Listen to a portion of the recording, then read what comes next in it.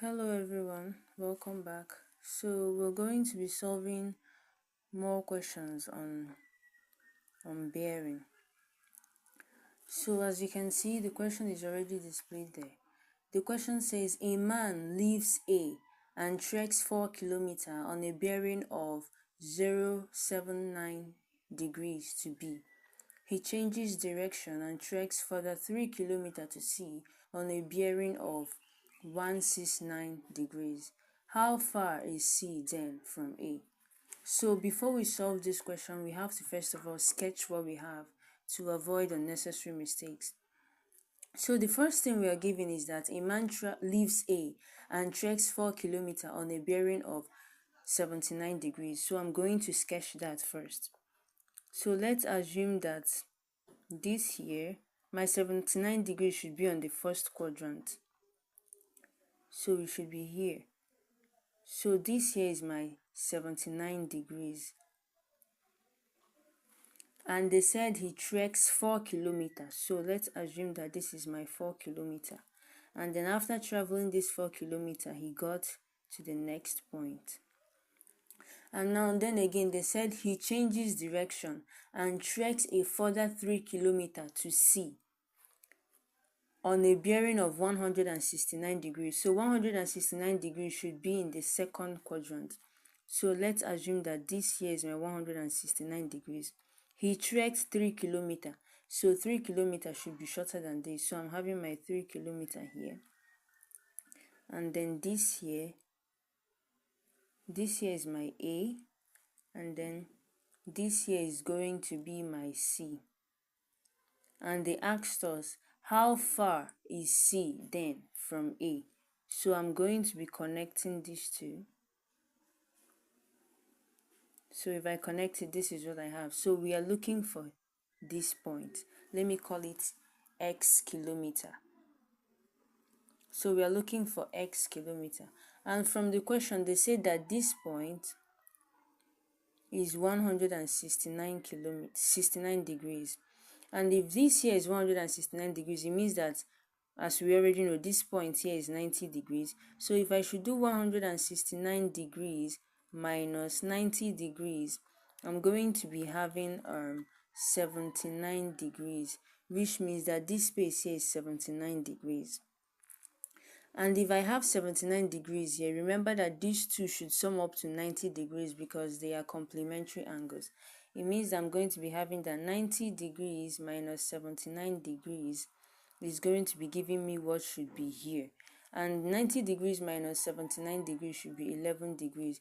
That means this space here, this angle here is 11 degrees. And if this here is 79 degrees, it means that the angle here as well should be 79 degrees. The reason is because the both of the angles are alternate angles. And if you remember from our last class, I said that alternate angles are equal.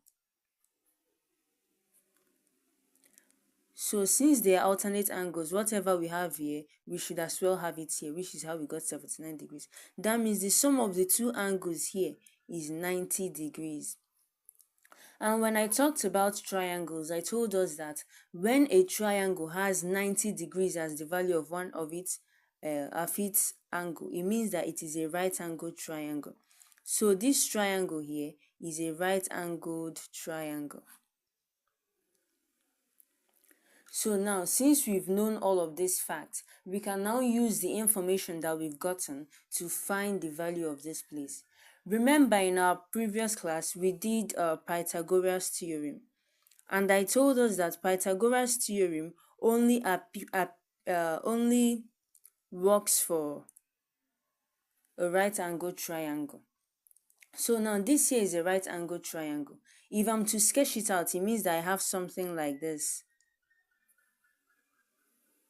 And I'm having that this is 3 kilometers, this is 4 kilometers, and this is X kilometer. And right here is 90 degrees. So now we are looking for this X.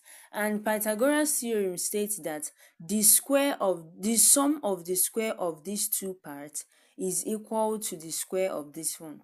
So it means that, let's assume that this is my A, this is my B, and this is my C.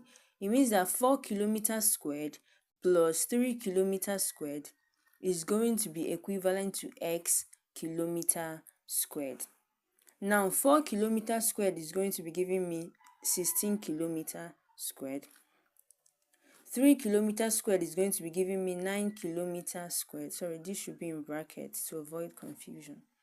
And then this here is going to be giving me x squared kilometer squared.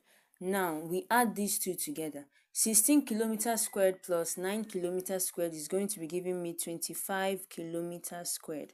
So it means that 25 kilometers squared is equal to x squared kilometer squared. If I should find the square root of both sides, the square root of 25 here is 5, and the square root of kilometer squared is kilometer. So it means that 5 kilometers is equivalent to x squared. The square root of x squared should be x, and the square root of kilometer squared should be kilometer. It means that 5 kilometers is equivalent to x kilometer. That means our x alone is equal to 5. Therefore, this distance here is equal to 5 kilometers, and that is our answer. Please, if you found this helpful, make sure you like, share, and subscribe. And if there is any misunderstanding or anything you don't understand at all, or any question you feel like asking, feel free to comment in the comment section. Thank you.